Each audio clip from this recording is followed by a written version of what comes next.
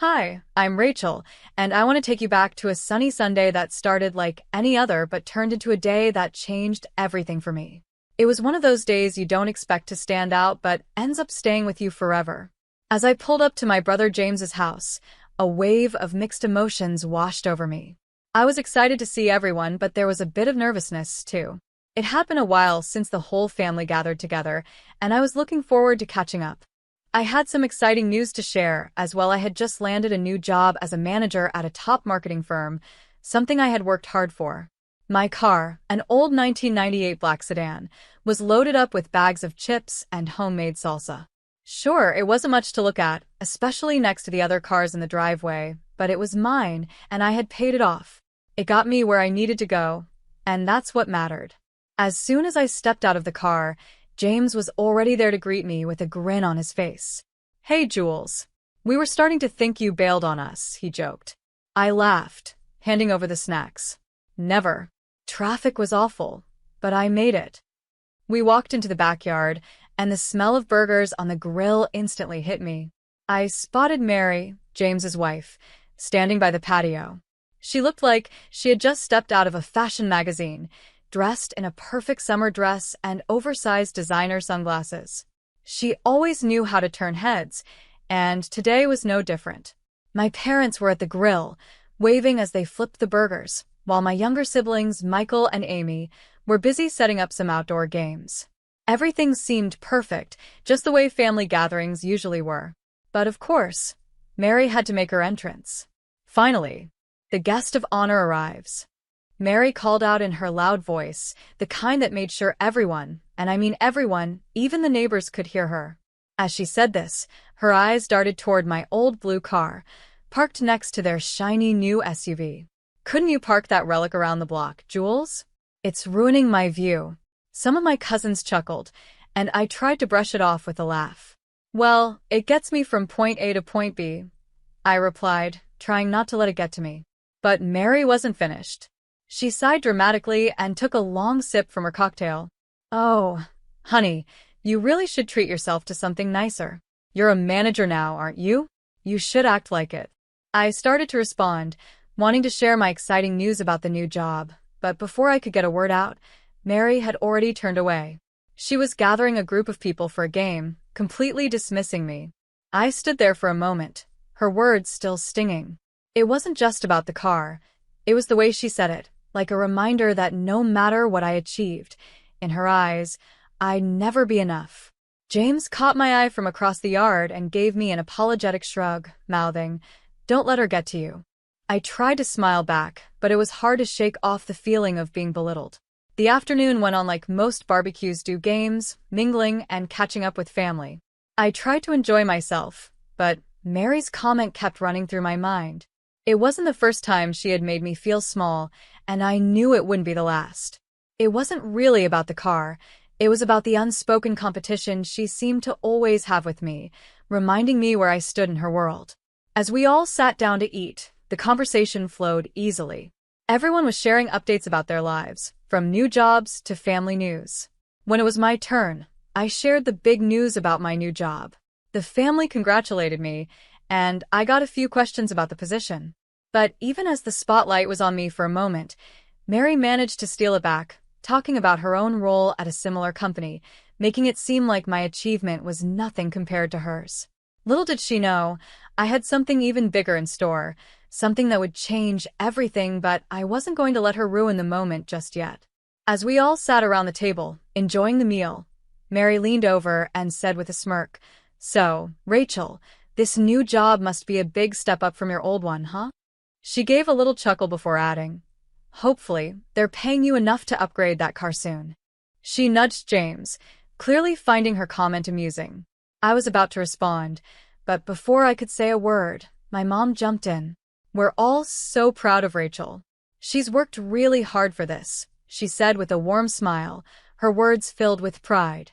The rest of the meal carried on with laughter and family stories, but I couldn't shake the tension that simmered just below the surface. Mary's comment, though said with a smile, had left a sting. She always seemed to know how to take a dig at me, and I could feel it gnawing at me throughout the evening. As the sun began to set, People started saying their goodbyes. I helped clean up, all the while thinking about Mary's arrogance and trying to shake off the uneasy feeling I had about starting my new job on Thursday. That Thursday morning, my nerves were in overdrive as I walked up to the sleek glass building of my new office. First days are always nerve-wracking, but this was on another level. I wasn't just starting a new job.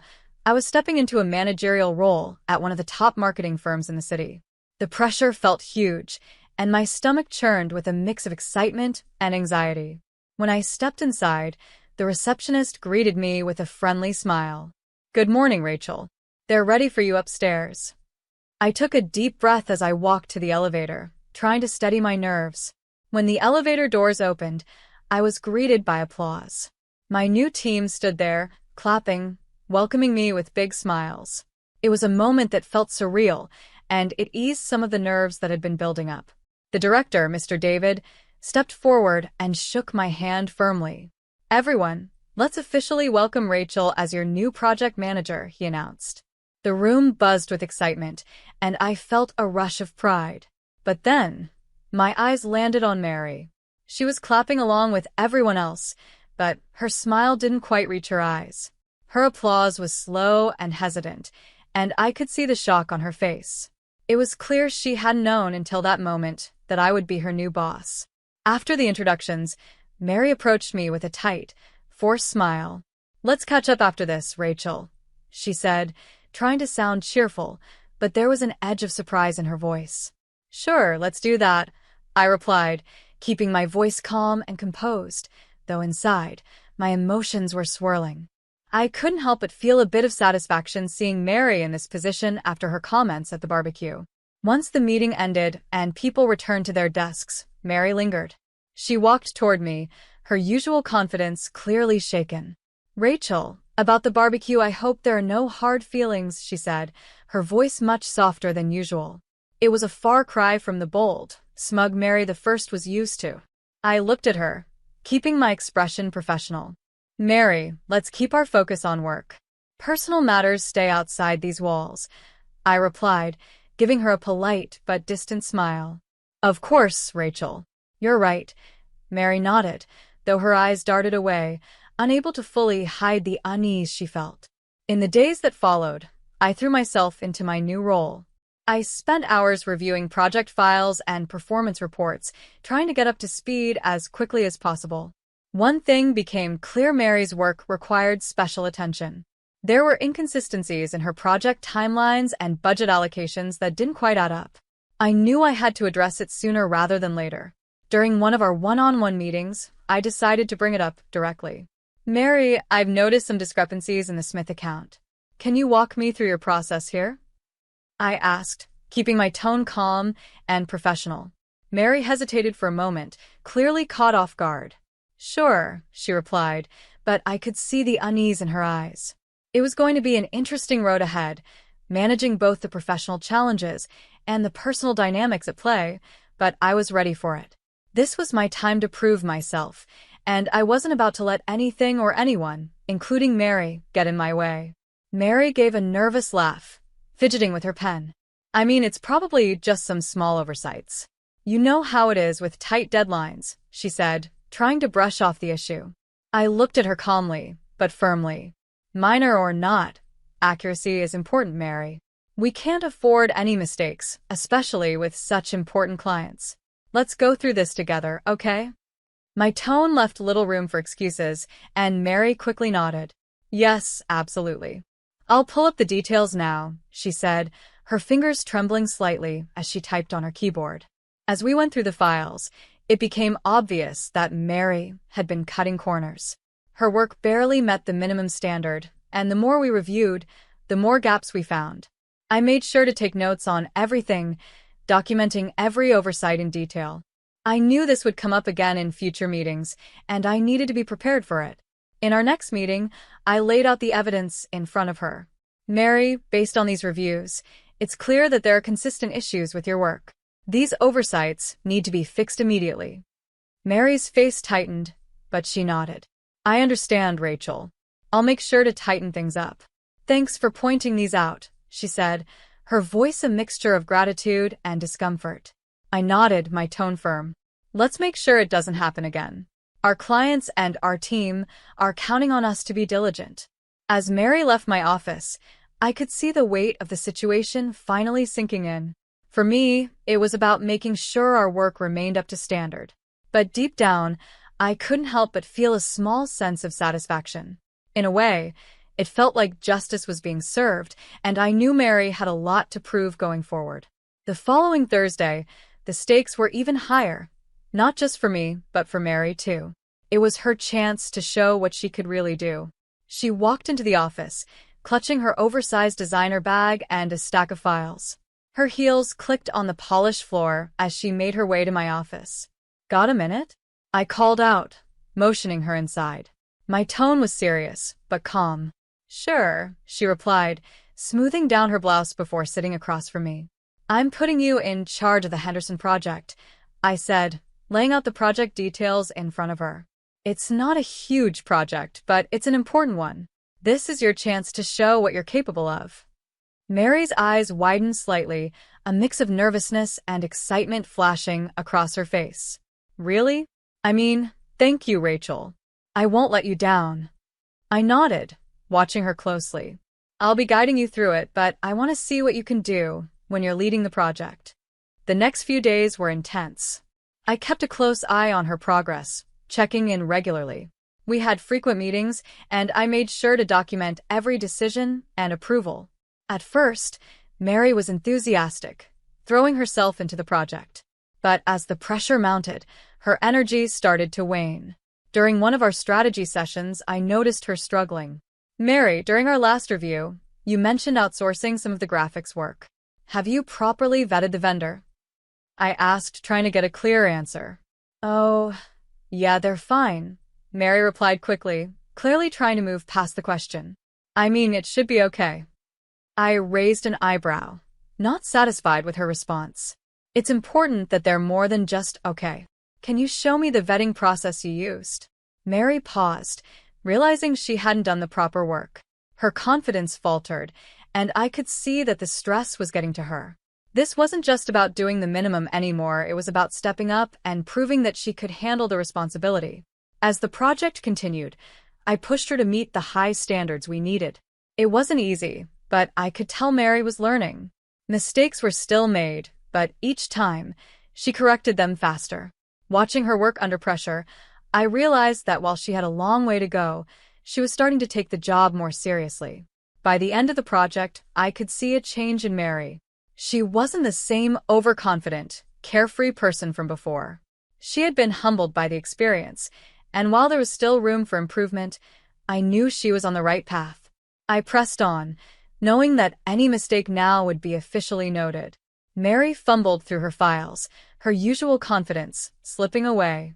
I'll get that information to you by the end of the day, she stammered. I just didn't bring the paperwork with me right now.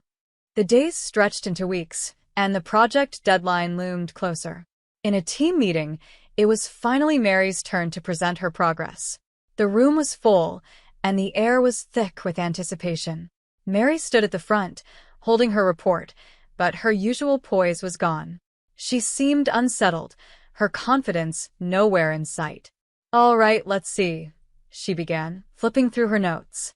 For the marketing strategy, we are, planning to, her words trailed off, and she stumbled over her sentences.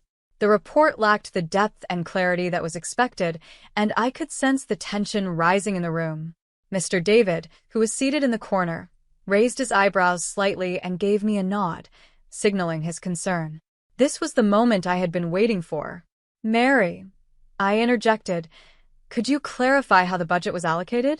There seemed to be some discrepancies between your report and the original estimates. Her face turned red as she shifted uncomfortably. Well, I had to make some last-minute changes, and the costs, well, they kind of got away from me. I see, I said, keeping my tone calm but firm. It's crucial that we stick to the planned budget, especially when dealing with new clients. We need to make sure this doesn't happen again. I glanced around the room and could see the concern on my team members' faces.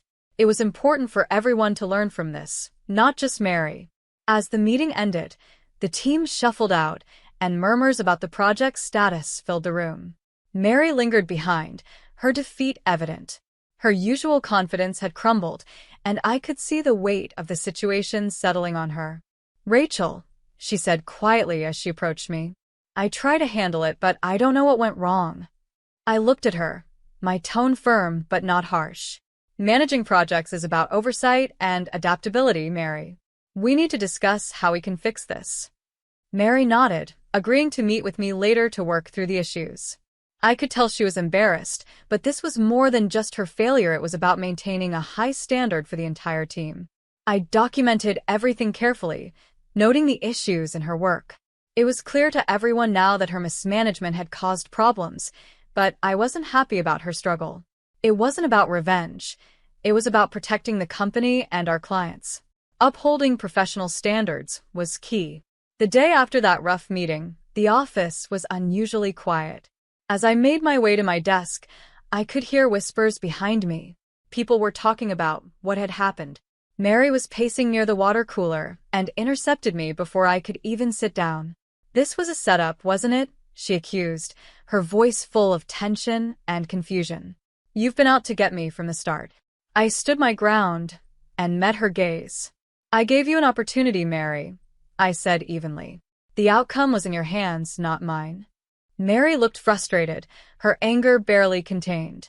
I understood that she was upset, but her accusation wasn't fair. She had been given every chance to succeed, and the decisions she made were her own. I wasn't here to sabotage her, I was here to make sure the job was done right. She paused for a moment, her face softening as the reality of the situation sank in. "I didn't mean for things to go this way," she muttered, her voice quieter now. "I know," I replied. "But this is about more than just one project. It's about learning from mistakes and improving. We can't afford to let this happen again." Mary nodded, finally understanding the gravity of the situation.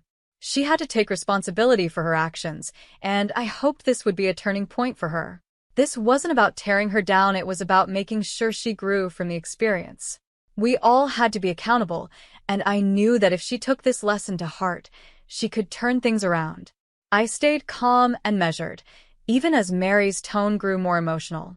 "But you just watched me fail," she said, her voice shaking with desperation. "You could have helped more. You could have guided me." "Helping is one thing," I replied, "but doing your job for you is another. We all have to meet the company's standards. Unfortunately, your work didn't meet those expectations." She scoffed, throwing her hands up in frustration. "So, that's it? You're just going to watch me go down?" "It's not about watching you fail, Mary. I document everyone's performance, it's my job, and it's not personal," I said, trying to stay firm yet professional. Later that afternoon, Mr. David called both of us into his office. The tension in the air was thick as Mary and I sat across from him. He laid out the papers I had prepared: mismanaged budgets, unvetted vendors, and timeline issues. "After reviewing the evidence and considering Rachel's observations, we've decided it's best for the company that we part ways with you, Mary," Mr. David said firmly. Mary's face went pale. The fire in her eyes faded as the reality of the decision settled in. "I understand," she whispered, her voice barely audible. The news of Mary's termination spread quickly. At the next family gathering, the atmosphere felt a little strange. My brother James approached me while I was pouring myself some coffee. "I know it's been tough, Jules. Are you okay?" he asked, his concern clear. "I did what I had to do, James. It wasn't about revenge, it was about integrity," I said, feeling the weight of the situation. He nodded and gave me a reassuring pat on the shoulder. "I know, sis. And I think deep down, everyone else knows it too." Our parents, ever supportive, didn't bring up Mary's absence. Instead, they focused on keeping the family together, making the night feel lighter as it went on. The laughter and conversation slowly helped ease the tension that had been there earlier. Later, as I drove home, the familiar hum of my old car gave me time to reflect. Watching the streetlights blur past, I thought about everything that had happened. My job demanded tough choices, ones that affected not just me but those around me. While I hadn't set out to hurt Mary personally, I knew my role was to uphold professional standards. That meant making difficult decisions, even when it involved family. Though the weight of those choices felt heavy, I drove on, confident that I had done my job with fairness and integrity. The road ahead felt clearer, guided by the principles I believed in most. And that wraps up our story. What do you think? Was Rachel right in how she handled the situation with Mary? Should she have been more supportive, or did she do the right thing by sticking to her professional duties? Let us know your thoughts in the comments below, and don't forget to like and subscribe for more stories like this.